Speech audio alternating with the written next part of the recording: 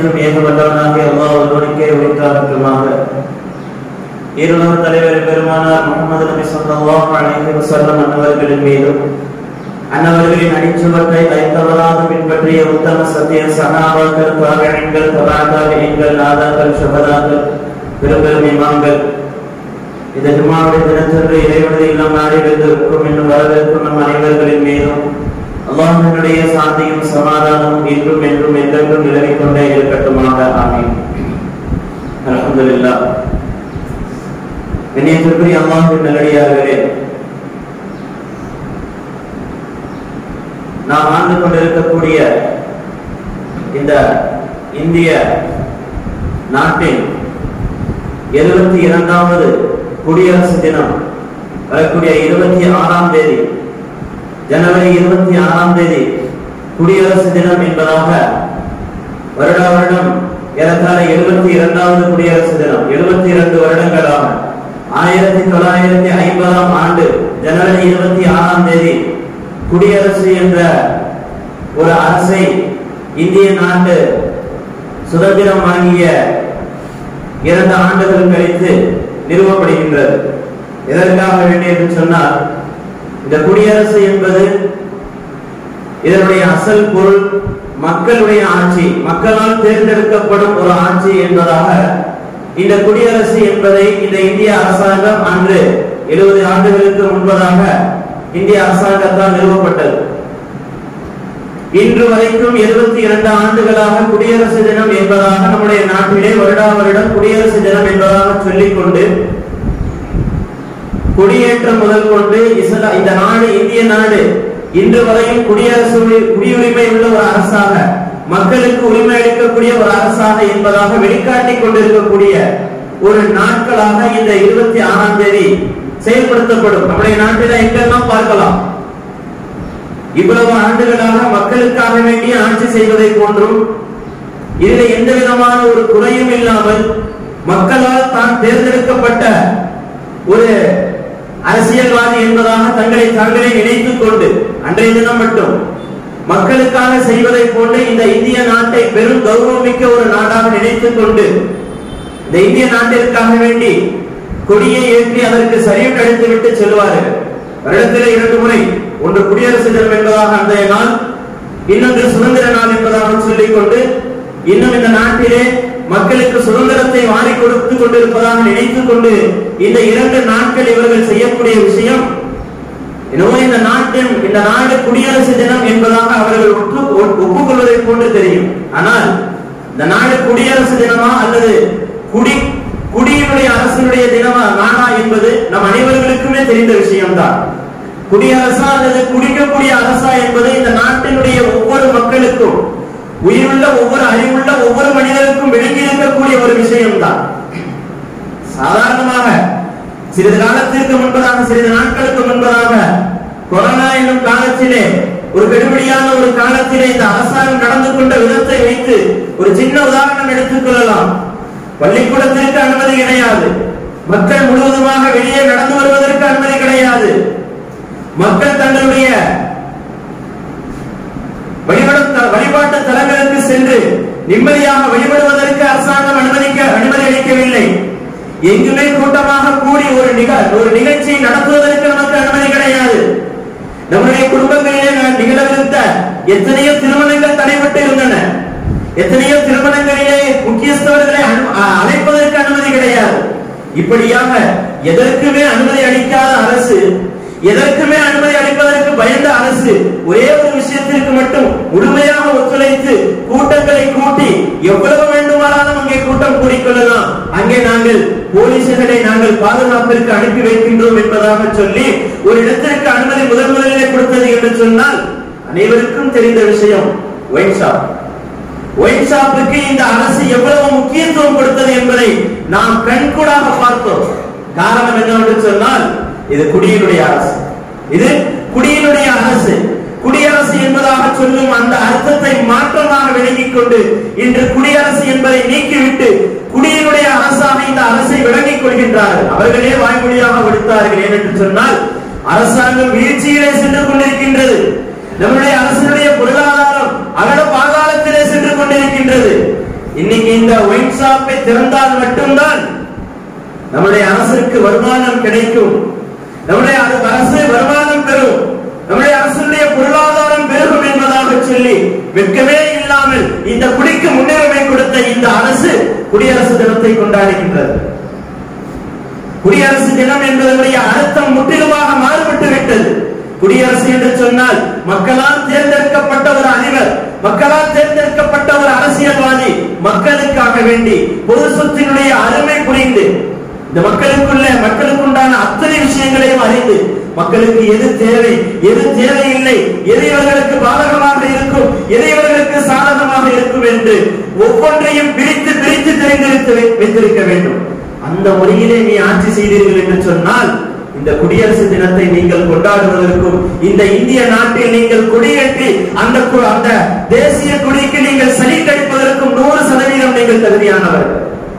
அதை விட்டுவிட்டு இன்னைக்கு எதுக்குமே இந்த குடியரசு என்பதை மறந்துவிட்டு எந்த விஷயத்தில் எல்லாம் நாம் முன்னெடுத்து செல்ல வேண்டுமோ அத்தனை விஷயத்திலும் மக்களை இன்னும் பின்தங்க வைத்துவிட்டு வெறும் வருடத்தில் 2 நாட்கள் மட்டும் இந்த நாளை பெரும் ஒரு சுதந்திர நாளாகவும் குடியரசு நாளாகவும் நீங்கள் காட்டுகின்றீர்கள், காட்சிப்படுத்துகின்றீர்கள் என்று சொன்னால் நீங்கள் குடியரசு நிறுவுவதற்கும் இந்த சுதந்திரத்தை நிறுவுவதற்கும் அந்த சுதந்திரமான குடியரசினுடைய அந்த தேசிய கொடியை பார்த்து நீங்கள் சல்யூட் அளிப்பதற்கும் உங்களுக்கு எந்த விதத்திலும் தகுதி இல்லை என்பதை நீங்கள் விலகிக் கொள்ள வேண்டும்.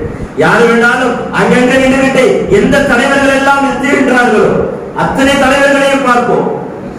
சின்ன உதாரணமா அன்னைக்கு குடியரசு தினத்தன்னைக்கும் சுதந்திர தினத்தன்னைக்கும் மட்டும் அந்த ஒயின் ஷாப்பை லீவ் விட்டு வச்சிருக்கோம். ஏன் அன்னைக்கு மட்டும் நீ லீவ் விடுற?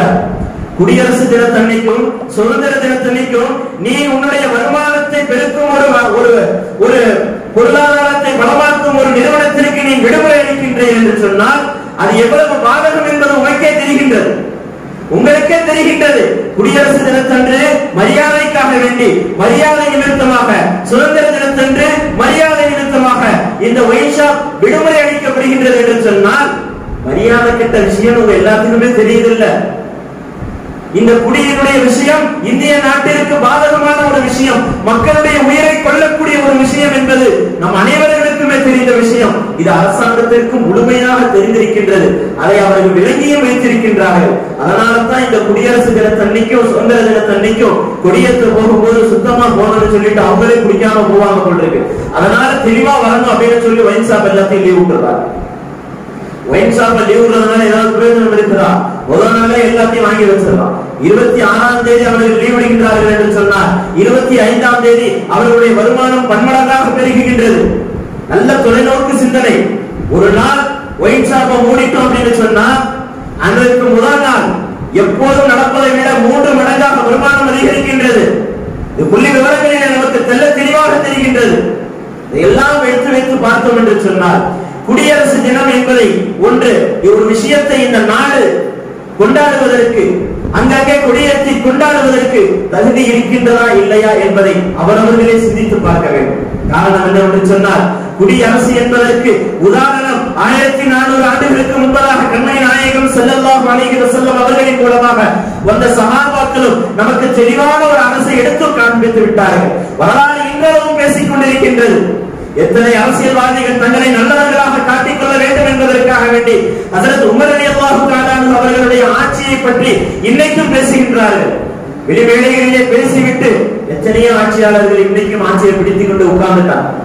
உமர் ரலியல்லாஹு தஆலாவுடைய ஆட்சியை நான் ஆட்சிப்படுத்த விரும்புகின்றேன் என்பதாக சொல்லிக்கொண்டு எத்தனையோ ஆட்சியாளர்கள் வந்தார்கள். உமர் ரலியல்லாஹு தஆலா அவர்களுடைய ஆட்சியில என்ன இருந்தது? இன்னைக்கும் சொல்லுவாங்க, இஸ்லாம் குடியரசு என்பதை கொண்டு வரவில்லையே, இஸ்லாம் குடியரசை தானே கொண்டு வந்தது. கண்மணி நாயகம் ஸல்லல்லாஹு அலைஹி வஸல்லம் அவர்களுக்கு பிறகு ஹஜ்ரத் அபூபக்கர் ரலியல்லாஹு தஆலா அவர்களை ஏதோ ஒரு சில மக்கள் மட்டும் முன்மொழிந்தார்கள். அதற்கு பிறகு ஹஜ்ரத் உமர் ரலியல்லாஹு தஆலா அவர்கள், அதற்கு பிறகு ஹஜ்ரத் உஸ்மான், ஹஜ்ரத் அலி ரலியல்லாஹு தஆலா அவர்கள் போன்ற எந்த சஹாபியும் குடியரசு மூலமாக, அதாவது ஒரு மக்களால் ஓட்டு போட்டு தேர்ந்தெடுக்கப்பட்டு அந்த மக்களுடைய ஆட்சியை கொண்டு வந்தவர்களையே. ஆனால் அப்படி கொண்டு வராவிட்டாலும் ஹஜ்ரத் உமர் ரலியல்லாஹு தஆலா அவர்கள் குடியரசுக்கு ஒரு பெரும் உதாரணமாக இன்றாலும் அந்த 4 கலீஃபாக்களும் இன்றாலும் கியாமத் நாள் வரையில் வரலாறு பேசிக் கொண்டிருக்கின்றன. குடியரசு என்று சொன்னால் ஹஜ்ரத் உமர் ரலியல்லாஹு தஆலா அவர்களுடைய ஆட்சி, குடியரசு என்று சொன்னால் ஹஜ்ரத் அபூபக்கர் ரலியல்லாஹு தஆலா அவர்களுடைய ஆட்சி என்பதாக இன்றளவு மட்டுமல்லாமல் மறுமை நாள் வரை ஒவ்வொரு அரசியல்வாதிகளுடைய மண்டையிலும் உறுத்திக் கொண்டே இருக்கும். அப்படிப்பட்ட அரசுகளை, அப்படிப்பட்ட குடியுரிமைகளை அன்று கலீஃபாக்கள் வழங்கினார்கள். அதனால்தான் அவர்களுடைய பேர்களை இன்றளவும் எந்த ஒரு விஷயத்திலும் ஒரு சின்ன மைனஸ் கூட சொல்ல முடியாது. காரணம் சின்ன உதாரணம் கூட சொல்லலாம். ஹஜ்ரத் உமர் ரலியல்லாஹு தஆலா அவர்கள் ஒரு நாள் தங்களுடைய பொது சொத்து கனிமத், அதாவது அரசாங்க சொத்தில் இருக்கக்கூடிய ஒரு ஒட்டகத்தை காணவில்லை. ஒரு ஒட்டகத்தை காணவில்லை. அந்த ஒட்டகத்தை தேடி அழைகின்றார்கள் ஹஜ்ரத் உமர் ரலியல்லாஹு தஆலா அவர்கள். எந்த நிலையில்? ஹஜ்ரத் உமர் ரலியல்லாஹு தஆலா அவர்கள் ஜனாதிபதியாக இருக்கக்கூடிய நிலை. அவர்கள் ஜனாதிபதியிடத்தில் அரசாங்க சொத்துக்கள் எல்லாம் இருக்கின்றது. ஒரே ஒரு ஒட்டகம் அன்றைய தினம் காணாமல் போய்விட்டது. உமர் ரலியல்லாஹு தஆலா அவர்கள் ஒட்டகத்தை தேடி அழைக்கின்றார்கள். எதிரே வரக்கூடிய சஹாபி ஒருவர் கேட்கின்றார்கள், ஜனாதிபதி அவர்களே, என்னத்தை தேடி அழைத்து வருகின்றீர்கள்? அரசாங்க சொத்திலிருந்து ஒரு ஒட்டகத்தை காணவில்லை. உடனே அவர் சொன்னார், ஒட்டகத்தை காணவில்லைன்னா ஒரு அடிமையை விட்டு தேட சொல்ல வேண்டியதுதானே, அதுதானே பொதுவான நிலை. அரசாங்க அதிகாரி ஒருவர் கீழே இருக்கக்கூடிய ஆட்களை வேலைக்கு வச்சிருக்கிறதே இருக்குதானே, நீ போய் தேடி பார்த்துட்டு அப்படின்னு சொல்லி இருக்கலாமே. ஆனால் ஹஜ்ரத் உமர் ரலியல்லாஹு தஆலா அவர்கள் தானே களத்திலே இறங்கி தந்த ஒட்டகத்தை தேடி அழைக்கின்றார்கள். அப்போ சஹாபி கேட்கிறாங்க, ஜனாதிபதியே, ஒரு அடிமையை விட்டு நீங்கள் தேடி பார்க்க சொல்லலாம்ல, எதற்காக வேண்டி நீங்களே வரீங்க? ஒரு ஜனாதிபதியுடைய வேலை இதுவா அப்படின்னு கேட்கக்கூடிய நேரத்தில் ஹஜ்ரத் உமர் ரலியல்லாஹு தஆலா அவர்கள் அழகான முறையில் சொல்லி காட்டினார்கள். கண்மணி நாயகம் ஸல்லல்லாஹு அலைஹி வஸல்லம் அவர்கள் சொல்லி காட்டினார்கள் அல்லவா, குல்லுக்கும் ராயின் மஸ்ஊலுன் அன் குல்லுக்கும் ராயின், நீங்கள் ஒவ்வொருவரும் பொறுப்புதாரிகள். உங்களுக்கு கொடுக்கப்பட்டிருக்கக்கூடிய, உங்களுக்கு அருகில் இருக்கக்கூடிய அத்தனை விஷயங்களுக்கும் நீங்கள் பொறுப்புதாரிகள். குல்லுக்கும் மஸ்ஊலுன், நீங்கள் ஒவ்வொன்றுக்கும் கேள்வி கேட்கப்படுவீர்கள். அன் ராயத்திஹி, உங்களுக்கு எதற்கெல்லாம் உங்களுக்கு கீழே கொடுக்கப்பட்டிருக்கின்றதோ, எதற்கெல்லாம் நீங்கள் நிர்வாகிகளாக இருக்கின்றீர்களோ, அது அத்தனைக்கும் நீங்கள் கேள்வி கேட்கப்படுவீர்கள். அதனால அந்த ஒட்டகத்தை பற்றி என்னுடைய அடிமை நாளைக்கு கேள்வி கேட்கப்பட மாட்டான், நான் தான் கேள்வி கேட்கப்படுவேன். அதனால நான் இறங்கி வந்து தேடுவதுதான் சிறந்தது என்பதாக சொல்லி ஹஜ்ரத் உமர் ரலியல்லாஹு தஆலா அவர்கள் அந்த ஒட்டகத்தை தேடி அழைக்கின்றார்கள் என்று சொன்னால், ஹஜ்ரத் உமர் ரலியல்லாஹு தஆலா அவருடைய ஜனாதிபதியுடைய வாழ்க்கை ஒரு சின்ன உதாரணத்தை கொண்டு எந்த அளவுக்கு முடிக்கலாம் என்பதை பார்த்துக் கொள்ள வேண்டும். தங்களுடைய பொறுப்புகளை எந்த அளவுக்கு உணர்ந்திருந்தார்கள். எங்கே இந்த பொறுப்புக்கு நான் பொறுப்புதாரி, நான் என்னுடைய அடிமையை தேட வேண்டும் என்று சொன்னால், அடிமை கிடைக்கலன்னு சொல்லிட்டு வந்துட்டார் அப்படின்னு சொன்னா, அந்த ஒட்டகத்துக்கு நாளைக்கு நான் என்ன பதில் சொல்லுவேன், என்னுடைய இறைவனிடத்திலே நான் என்ன பதில் சொல்லுவேன் என்பதை அல்லாஹ்வை பயந்து எப்பொழுது தன்னுடைய பொறுப்பிலே இருக்கின்றார்களோ அந்த நேரத்தில் அல்லாஹ் தஆலா எந்த விதத்திலும் எந்த ஒரு நேரத்திலும் அவர்களை வலித்து வரவிட மாட்டார். ஆனால் ஹஜ்ரத் உமர் ரலியல்லாஹு தஆலா அவர்கள் இது மட்டுமல்லாமல் அவருடைய ஆட்சி காலத்தில் எத்தனையோ விஷயங்கள், இன்னைக்கு எவ்வளவோ பேரை பார்க்கலாம். உதாரணத்துக்கு இன்னைக்கு டெல்லியில இருக்கக்கூடிய முதலமைச்சர் பதவியை வாங்கிட்டு எங்க இருக்கிறாருன்னு தெரியல. ஆனால் பதவியை வாங்குவதற்கு முன்பதாக தன்னை நல்லவர் என்பதாக, தான் ஒரு சிறந்த அரசியல்வாதி என்பதை காட்டுவதற்காக வேண்டி பல மேடைகளிலே ஹஜ்ரத் உமர் ரலியல்லாஹு தஆலா அவருடைய ஆட்சியை பற்றி பேசிக் கொண்டிருந்தார். இத்தனையோ நம்மிலே பலர் கூட அவரை பற்றி பேசும் பொழுது அவர் உமருடைய ஆட்சியை அங்கீகரிக்கின்றார், அதனால அவர் நல்லவரா வருவார் என்று பேசணும். ஆனா வந்தவர் நல்லவரா கெட்டவரான்னு தெரியாத அளவுக்கு அவர் அங்கீகரிக்கின்றார். அந்த அளவுக்கு அரசியல்வாதிகள் அவருடைய மனதிலே நல்ல ஆட்சியாளர்கள் யார், தீய ஆட்சியாளர்கள் யார் என்பதை தெளிவான முறையிலே எடுத்து வைத்திருக்கின்றார்கள். அதனால்தான் இந்நிலைக்கும் வரலாறுகள் படிக்கும் போது அத்தனையும் பேசிக் கொண்டிருக்கின்றது. உமர் ரலியல்லாஹு தஆலா அவர்கள் பொது உடைமைகளிலே, பொது சொத்துக்களின் மீது எந்த அளவுக்கு கவனம் வைத்திருந்தார்கள் என்பதை பார்த்து, அதே தருணம் அவர்கள் தங்களுடைய மக்களின் மீது எந்த அளவுக்கு கவனம் வைத்திருந்தார்கள் என்பதை பார்க்க வேண்டும். எத்தனையோ வரலாறுகளிலே நாம் படித்திருப்போம், கேட்டிருப்போம். உமர் ரலியல்லாஹு தஆலா அவர்கள் ஜனாதிபதியுடைய காலத்திலே வெளியிலே சென்று மக்களுடைய சூழ்நிலையை அறிந்து வருவார்கள். எத்தனையோ சம்பவங்கள் நாம் பார்த்திருப்போம். அதே மாதிரி இது ஒரு சம்பவம். உமர் ரலியல்லாஹு தஆலா அவர்கள் வெளியிலே வருகின்றார்கள். வெளியிலே வந்து தன்னுடைய மக்களுடைய நிலைமையை ஆராய்ந்து பார்த்துக் கொண்டே வருகின்றார்கள். ஒரு பெண்மணி உட்கார்ந்து தன்னுடைய இல்லத்தினுடைய வீட்டினுடைய வாசலிலே அமர்ந்து கொண்டு ஒரு பெண்மணி தன்னுடைய கணவனை நினைத்து பாடிக்கொண்டிருக்கின்றார். அந்த பெண்மணியுடைய பாட்டு சத்தத்தை, கவிதை சத்தத்தை ஹஜ்ரத் உமர் ரலியல்லாஹு தஆலா அவர்கள் செவியேற்கின்றார்கள். அந்த பெண்மணி தன்னுடைய கணவன் தன்னை விட்டு சென்ற நிறைய காலங்கள் ஆகிவிட்டது. தன்னுடைய கணவனுடைய தேடலின் காரணமாக தன்னுடைய கணவனின் மீது உண்டான பாசத்தின் காரணமாக அவளை தேடிக்கொண்டு கவலையோடு மனமுகர்ந்து உட்கார்ந்து கொண்டு பாடிக்கொண்டிருக்கின்றார். இந்த சத்தத்தை கேட்ட ஹஸரத் உமர் ரலியல்லாஹு தஆலா அவர்கள் உடனே நேரா வராங்க. தன்னுடைய மகள் ஹஸரத் ஹஃப்ஸா ரலியல்லாஹு தஆலா அவர்கள் வராங்க. ஹஃப்ஸா, உமர் ரலியல்லாஹு தஆலா அவர்கள் கேட்கிறாங்க, என் அருமை மகளே, ஒரு மனைவி தன்னுடைய கணவனை பிரிந்து எத்தனை நாட்கள் இருக்க முடியும்? தன்னுடைய கணவனை பிரிந்து ஒரு மனைவியால் எத்தனை நாட்கள் இருக்க முடியும் என்பதாக கேட்கின்றார்கள். இதற்கு ஹஃப்ஸா ரலியல்லாஹு தஆலா அவர்கள் சொல்றாங்க, தந்தையே, ஒரு 4 மாதம் இருக்கலாம், ஒரு 4 மாதம் இருக்கலாம். ஹஸரத் உமர் ரலியல்லாஹு தஆலா அவர்களுக்கு சுகீர் என்கின்றது. காரணம் என்னவென்று சொன்னால், அதையும் தாண்டி விட்டது. அங்கே உட்கார்ந்து கொண்டு பெண்மணி ஒருவர் அழுது கொண்டிருந்தார்களே, அவர்களுடைய கணவரை ஹஸரத் உமர் ரலியல்லாஹு தஆலா அவர்கள் ஒரு வேலை நிமித்தமாக வெளியூருக்கு அனுப்பி வைத்திருக்கின்றார்கள். 4 மாதங்களை கடந்து விடுகின்றது. அப்பொழுது அவர்கள் உணர்கின்றார்கள், அந்த பெண்மணியினுடைய கவலைக்கு காரணம் நானாக ஆகிவிட்டேனே, அந்த பெண்மணியுடைய துயரத்திற்கு காரணம் நானாக ஆகிவிட்டேனே, அந்த பெண்மணி தன்னுடைய கணவனை பிரிந்து இருப்பதற்கு காரணம் நானாக ஆகிவிட்டேனே. அல்லாஹ்வின் மீது சத்தியமிட்டு சொல்கின்றேன், இதற்கு மேல் ஒரு சஹாபியை கூட, திருமணமான ஒரு சஹாபியை கூட 4 மாதத்திற்கு மேலாக வேலை நிமித்தமாக வெளியிலே அனுப்ப மாட்டேன் என்பதாக அன்றைய தினம் சபதம் எடுக்கின்றார்கள் ஹஸரத் உமர் ரலியல்லாஹு தஆலா அவர்கள். இந்த அளவுக்கு மக்களுடைய மனதுகளை, மக்களுடைய மனங்களை புரிய வேண்டும். யாருக்கும் எந்த நிலையிலும் துன்பம் வந்துவிடக் கூடாது, யாரும் எந்த நிலையிலே மனதால் கூட தங்களை வெறுத்து விடக் கூடாது என்பதிலே எந்த அளவுக்கு ஆர்வமாகவும் மும்முரமாகவும் இருந்திருக்கின்றார்கள் நம்முடைய ஆட்சியாளர்கள். ஆனா இன்னைக்கு இதே இஸ்லாமிய சமூகத்தில் கூட சிலர்கள் சொல்லுகின்றார்கள், இஸ்லாம் குடியரசை விரும்பவில்லையே என்பதாக. குடியரசிற்கு அர்த்தத்தை இஸ்லாம் தருகின்றது, குடியரசிற்கு அர்த்தத்தை இஸ்லாம் நமக்கு கொடுக்கின்றது. குடியரசு என்று சொன்னால் அத்தனை அவர்களும், இங்க எத்தனை மதங்கள் இருந்தாலும் சரி, எத்தனை அவர்கள் இருந்தாலும் சரி, எத்தனை பேர்கள் எத்தனை நிலத்திலே இருந்தாலும் சரி, அத்தனை பேர்களும் ஒரே நிலையில் இருக்க வேண்டும் என்பதை இஸ்லாம் கற்றுத் தருகின்றது. அல்லாஹ் தஆலா தனது திருமறையிலே யா அய்யுஹன் நாஸ் இன்னா ஹலக்னாகும் மின் ذكرٍ وأنثى, அல்லாஹ் தஆலா இந்த மனிதர்களை பார்த்து சொல்கின்றான். யா அய்யுஹல்லதீன ஆமனூன்னு சொல்லல, மொத்த உலக மக்கள் அத்தனை பேர்களையும் பார்த்து சொல்கின்றான். இன்னா ஹலக்னாகும் மின் ذكرٍ وأنثى, ஒரே ஆண் ஒரே பெண்ணிலிருந்து உங்களை நாம் படைத்தோம், ஒரே ஆணிலிருந்து தான் உங்களை படைச்சிருக்கின்றோம். வஜஅல்னாகும் ஷுஊபன் வகபாயில, உங்களை பலவேறு கோத்திரங்களாக பலவேறு பிரிவினர்களாக படைத்திருக்கின்றோம். காரணம் இத்தஆரஃபு மின்கும், நீங்கள் உங்களை அறிந்து கொள்ள வேண்டும் என்பதற்காக வேண்டும். இத்தனை படைப்புகளையும் ஒரே ஒரு மனித வர்க்கத்திலிருந்து படைத்த ரப்பு அடுத்தபடியாக சொல்கின்றார், இன்ன அக்ரமக்கும் இன்தல்லாஹி அத்காக்கும், உங்களை யார் சிறந்தவர்கள் என்று சொன்னா அல்லாஹ்விடத்தில் யார் இறையச்சமுடையவர்களோ அவர்கள் தான் சிறந்தவர்கள் என்பதாக அல்லாஹ் தஆலா தனது திருமறையிலே தெளிவான முறையில் சொல்கின்றார். ஹஸரத் அபூபக்கர் ரலியல்லாஹு தஆலா அவருடைய வாழ்க்கை வரலாறுகளை எடுத்து பார்த்தோம் என்று சொன்னால், எத்தனை மனிதர்கள் இருந்தாலும் சரி, யார் யாராக இருந்தாலும் சரி, என்ன படைப்பனமாக இருந்தாலும் சரி, அத்தனை விஷயத்துக்கும் ஹஸரத் அபூபக்கர் ரலியல்லாஹு தஆலா அவர்கள் முன்னுரிமை கொடுப்பார்கள்.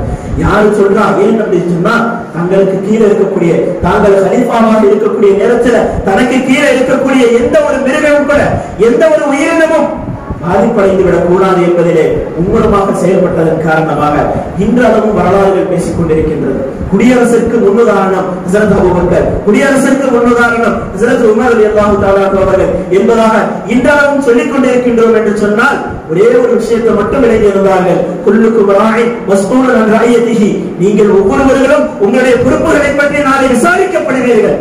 அந்த விசாரணையுடைய பயம் மட்டும் நம்ம இடத்திலே வந்துவிட்டது என்று சொன்னால் எதுவுமே நமக்கு தேவை கிடையாது. இன்னைக்கு இந்த பதவியை தேடி தேடி அடைபவர்கள் கூட இன்ன அக்ரமக்கும் இன்தல்லாஹி அத்காக்கும் அல்லாஹ் தஆலா சொல்றாங்க. அந்த இறையச்சம் வந்துவிட்டது என்று சொன்னார், அந்த இறையச்சம் வந்துவிட்டது என்று சொன்னால் தகுதியானவர்களுக்கு இறைவன் ஆட்டோமேட்டிக்கா அந்த பதவியை கொடுப்பான். தகுதி இல்லாதவர்களுக்கு இறைவன் அந்த பதவியை கொடுத்தான் என்று சொன்னால் அதுல எந்த விதமான பிரயோஜனமும் இருக்காது. இன்றளவும் அவர்களுக்கு தகுதி இல்லாதவர்களுக்கு கொடுக்கப்பட்டுக் கொண்டிருக்கின்றது. எப்படி கொடுக்கப்படுகின்றது? நபிகள் நாயகம் ஸல்லல்லாஹு அலைஹி வஸல்லம் ஒரு ஹதீஸ்ல பல விதமான ஹதீஸ்ல போன வாரம் கூட பார்த்தோம். எப்ப நமக்கு அல்லாஹ் தஆலா நம்ம மீது அநியாயக்கார ஆட்சியாளர்களை நியமிக்கின்றார் என்பதை நாம் போன வாரம் ஹதீஸ்ல கூட பார்த்தோம். நாம செய்யக்கூடிய அநியாயங்களை வைத்து எப்பொழுது அல்லாஹ்வுக்கும் ரசூலுக்கும் உண்டான வாக்குறுதிகளை நாம் மீறிவிடுகின்றோமோ அப்பொழுது அல்லாஹ் தஆலா நம்ம மீது அநியாயக்கார ஆட்சியாளர்களை நியமிக்கின்றார். நம்மின் மீது தவறு இருக்கின்றது என்பதை நாம் உணர்ந்து கொண்டே இருக்க வேண்டும். அதே போல் அவர்களுக்கு கொடுக்கக்கூடிய ஆட்சியை அவர்களுக்கு அல்லாஹ் தஆலா கேள்வி கேட்பான். நாளை இந்த ஆட்சியை பற்றி இடத்திலே கேள்வி கேட்பான் என்ற பயம் ஒவ்வொருவருக்கும் வர வேண்டும். சாதாரண ஒவ்வொரு விஷயத்திற்கும் எந்த ஒரு விஷயமாக இருந்தாலும் சரிதான். இன்னைக்கு எத்தனை நபர்கள் விவசாயிகள் இத்தனை நாட்களாக போராடி கொண்டிருக்கின்றார்கள். எதற்காக வேண்டி போராடுகின்றார்கள்? இங்க இருந்து அமெரிக்காவில ஜனாதிபதி, அமெரிக்காவில பதவி ஏற்கக்கூடியதுல 10 பேர் வம்சாவளி, இந்திய வம்சாவளின்னு சொல்லி பெருமையா ட்வீட் போடலாம். ஆனா இங்க இருக்கக்கூடிய இந்தியர்களுக்கு, இன்றளவும் இந்திய நாடே கதி என்பதாக சொல்லிக் கொண்டு வாழக்கூடிய இந்த இந்தியர்களுக்கு குடியுரிமை தருவதற்கு யோசிக்கின்றார். இவர்கள் தான் நாளை 26ஆம் தேதி குடியரசு தினத்தை கொண்டாட போகின்றார்கள். அங்கே 3 வம்சாவளிகள் இந்த இந்திய நாடு எனக்கு தேவையில்லை என்பதாக சொல்லிக்கொண்டு 3 பரம்பரைகளாக வாழ்ந்து கொண்டிருக்கின்றார்கள். அவர்களை பெருமைப்படுத்தி இவர்கள் எல்லாம் இந்திய வம்சாவளி என்பதாக சொல்லிக்கொண்டு ட்வீட் போடுறத மாற்றுவோம். இன்னைக்கு நாமளும் வாழ்த்துகின்றோம். அதே ஆள் ஏன் உன் பக்கத்தில் இருக்கிற மனிதரை திரும்பி பார்க்கல? உன் நாட்டில் இருக்கக்கூடிய மக்களை ஏன் திரும்பி பார்க்க யோசிக்கின்றார்? ஒரு நாட்டில் எத்தனை நாட்களாக தங்களுடைய ஜீவனாம்சத்திற்காக வேண்டி, தங்களுடைய உரிமைக்காக வேண்டி இத்தனை நாட்களாக கடும் குளிரில் எத்தனை விவசாயிகளை பறி கொடுத்த அந்த போராட்டம் நடந்து கொண்டிருக்கின்றது. அதை பதில் தராமல், அந்த விவசாயிகளுக்கு பதில் தராமல், இன்னைக்கு இருக்கக்கூடிய அத்தனை போராட்டக்காரர்களுக்கும் பதில் தராமல் இந்த குடியரசு தினத்தை நாம் கொண்டாடினோம் என்று சொன்னார். இந்த குடியரசு தினத்திற்கு வெட்கமே இல்லாமல் வந்து நாளை நீங்கள் கொடியேற்றினீர்கள் என்று சொன்னால், நீங்கள் குடியரசு தினத்திற்காக வேண்டி கொடியேற்றுவது இந்த மக்களுக்காக வேண்டி கிடையாது. வெறும் உங்களுடைய பார்வை, நீங்கள் உங்களை காட்டுவதற்காக வேண்டி, காட்சிப்படுத்துவதற்காக வேண்டி இதை நன்கு உணரக் கொள்ள வேண்டும். ஒவ்வொரு அரசியல்வாதிகளும் இதை உணர வேண்டும். இன்னைக்கு இருக்கக்கூடிய அத்தனை அரசியல்வாதிகளும் எல்லா விதத்திலும் சுயநலம் தான். கேட்கலாம், இஸ்லாம் எந்த நேரத்திலும் கலீஃபாவாகத்தான குடியரசு தானே கொண்டு வந்துச்சு, குடியரசு கொண்டு வரலையே அப்படின்னு சொல்லி. அன்னைக்கு குடியரசு இருந்ததற்கு காரணமாகத்தான் ஹஜ்ரத் அபூபக்கர் ரலியல்லாஹு தஆலா அவர்கள் ஸல்லல்லாஹு அலைஹி வஸல்லம் அவர்களை கேட்கிறாங்க, யா ரசூலல்லாஹ், யாரையாவது ஒரு ஆளை நீங்க நியமிச்சிட்டு போயிடுங்க, கலீஃபாவாக யாரையாவது ஒரு ஆளை நீங்க நியமிச்சிட்டு போயிடுங்க அப்படின்னு சொல்லும்போது ஸல்லல்லாஹு அலைஹி வஸல்லம் சொன்னாங்க, நான் நியமித்து விட்டேன் என்று சொன்னார், நான் ஒருவரை நியமித்து விட்டேன் என்று சொன்னால் மக்களில் யாராவது அவருக்கு எதிராக செயல்பட்டார்கள் என்று சொன்னால் அல்லாஹ்வுக்கும் ரசூலுக்கும் எதிராக செயல்பட்டவர்களாக ஆகிவிடுவார்கள். அதனால நான் நியமிக்க மாட்டேன். அபூபக்கர் ரலியல்லாஹு தஆலா அவர்களுடைய கடைசி காலம் வருகின்றது. உமர் ரலியல்லாஹு தஆலா அவர்களை நியமிக்க சொல்கின்றார்கள். நான் நியமிக்க மாட்டேன், நீங்களாக தேர்ந்தெடுத்துக் கொள்ளுங்கள். காரணம், இதிலும் நான் நபிகள் நாயகம் ஸல்லல்லாஹு அலைஹி வஸல்லம் அவர்களுடைய வழிமுறையை நான் பின்பற்றுகின்றேன். ஹஜ்ரத் உமர் ரலியல்லாஹு தஆலா அவர்களே தேர்ந்தெடுக்கப்படுகின்றார்கள். அதற்கு பிறகு வரக்கூடிய ஆட்சியிலே குழுவாக அமைக்கின்றார்கள். இதிலிருந்து தேர்ந்தெடுத்துக் கொள்ளுங்கள் என்பதாக சொல்லுகின்றார்கள். அதிலும் நான் எனது நாயகம் ஸல்லல்லாஹு அலைஹி வஸல்லம் அவர்களுடைய வழியை பின்பற்றுகின்றேன் என்பதாக சொல்லி எந்த முறையிலே ஆட்சியை கொண்டு வந்தாலும் ஆட்சியிலே அழகான முறையை நடத்தி காட்டினார்கள் கலீஃபாக்கள். ஆக குடியரசு என்பதை இஸ்லாம் காட்டி தந்ததுதான் குடியரசு. இன்னைக்கு இருக்கக்கூடிய இந்த நாடு வெறும் குடியரசு தான். இது வெறும் குடிக்கக்கூடிய அரசு தான், மக்களுக்கு குடியை கொடுக்கக்கூடிய அரசு. இந்த அரசை நம்பி குடியரசு தினத்தை நாம எந்த அளவுக்கு எடுத்துக்கணும் அப்படின்றத நாம பார்க்க வேண்டும். எந்த விதத்திலும் கருத்து சுதந்திரம் கிடையாது. எந்த இடத்திலும் தங்களுக்காக வேண்டிய உரிமைகளை போராடக்கூடிய உரிமை கிடையாது. எந்த இடத்திலும் தங்களுடைய கருத்துக்களை வெளிப்படையாக சொல்லக்கூடிய உரிமை கிடையாது. நீ எந்த தைரியத்துல குடியரசுன்னு சொல்லிக்கிட்டு இத்தனை வருஷம் ஆண்டுகிறது? நீ எந்த தைரியத்தில் குடியரசுக்காக வேண்டி இந்த நாடை பெருமைப்படுத்த வேண்டும் என்பதற்காக வேண்டி இந்த தேசிய கொடியை ஏற்றி அந்த தேசிய கொடிக்கு சலிட் அடிக்கின்றோம்? தேசிய கொடிக்கு சலிட் அடிக்கின்றோம் என்று சொன்னால் அந்த தேசிய கொடியையும் அந்த தேசத்தையும் மதிக்க வேண்டும்.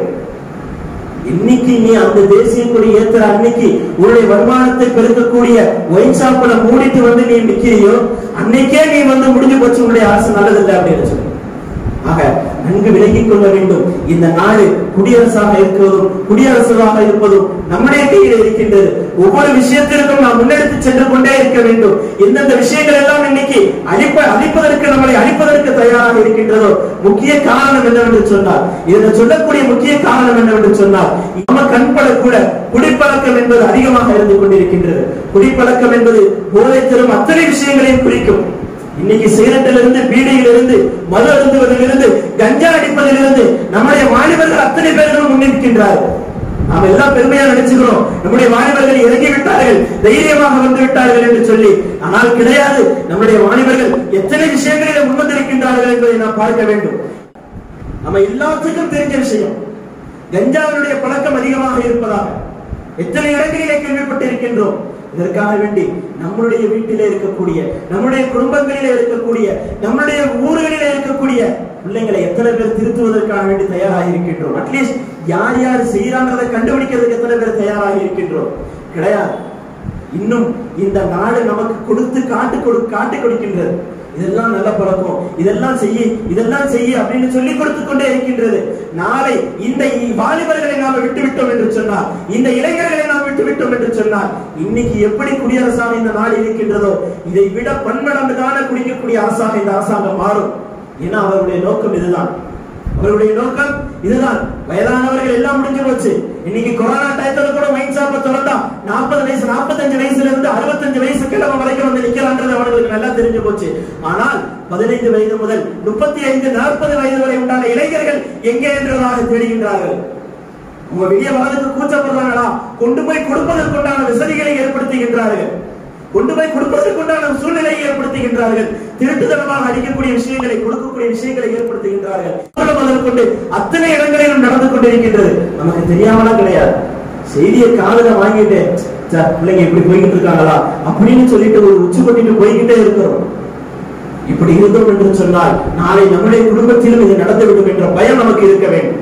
நம்முடைய குடும்பத்திலே இப்படி ஒரு மனிதன், இப்படி ஒரு வாலிபன், இப்படி ஒரு இளைஞன் உருவாகிவிட்டான் என்று சொன்னார், குடும்பத்தில் இருக்கக்கூடிய ஒவ்வொருவர்களும் பொறுப்புதாரிகள். நாளை அந்த இளைஞனை பற்றி நாம் தான் கேள்வி கேட்கப்படுவோம் இறைவனிடத்திலே. குல்லுக்கும் ராயின் வகுல்லுக்கும் மஸ்ஊலன் அன் ரஅய்யத்திஹி. நமக்கு பொறுப்புக்கு கீழே இருக்கக்கூடிய அத்தனை விஷயங்களை பற்றியும் நாளை அல்லாஹ் நம்மிடத்திலே கேள்வி கேட்க தயாராக இருந்து கொண்டிருக்கின்றார். அதற்கு பதிலுக்கு நாம் என்ன செய்ய போகின்றோம், இறைவனுக்கு எப்படி பதில் தர போகின்றோம், இறைவனுடைய சன்னிதானத்திலே நாளை எப்படி நிற்கப் போகின்றோம் என்பதை ஒவ்வொருவர்களும் நினைத்து பார்க்க வேண்டும், ஒவ்வொருவர்களும் யோசித்து பார்க்க வேண்டும்.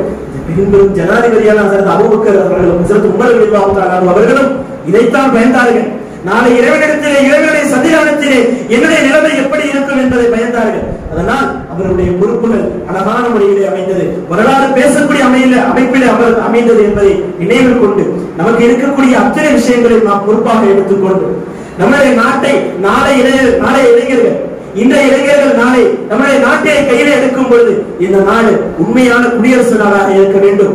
இந்த நாட்டிலே குடியேற்றும் பொழுது இந்த குடியரசு நாடு என்பதற்கு ஒரு பெருமைப்படக்கூடிய அரசாக இருக்க வேண்டும் என்பதை நினைவில் வைத்துக் கொண்டு வருங்கால சமுதாயத்தை நல்ல முறையில், சீரான முறையில் உருவாக்குவதில் நம்முடைய தொலைநோக்கு சிந்தனைகளை உருவாக்கிய வல்ல ரஹ்மான் நம்முடைய நியத்துகளுக்கு தௌஃபீக் செய்து நல்ல வழிகளை நம் அனைவர்களுக்கும் தந்து நாளை நம்முடைய சமுதாயத்தினர்களை நம்முடைய நாட்டிற்கு மட்டுமல்லாமல் இந்த உலகத்திற்கு கியாமத் நாள் வரை ஒரு நல்ல ஒரு முன்மாதிரியான சமுதாயத்தினராக ஆக்கி நம்முடைய இளைய சமுதாயத்தை அல்லாஹ் தஆலா நாளைக்கு முன்மாதிரி சமுதாயமாக ஆக்கி இந்த வல்ல ரஹ்மான் நம் அனைவர்களையும் பாதுகாத்து ஈரலகத்திலும் வெற்றி வாய்ப்பை தந்தருள்வானாக. வாஹிரு தஅவானா அல்ஹம்துலில்லாஹி ரப்பில் ஆலமீன்.